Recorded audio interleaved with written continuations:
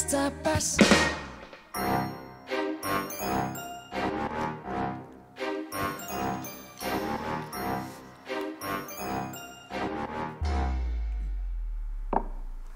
Sveiki, Olas atkal klāt un runāsim mēs īsi. Skola atkal sāksies, bet pirms tam ir Halloween.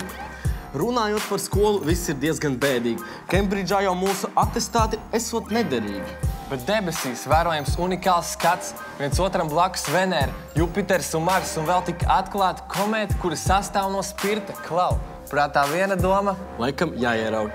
Lembergs sūdzās, ka kāds no viņa zog.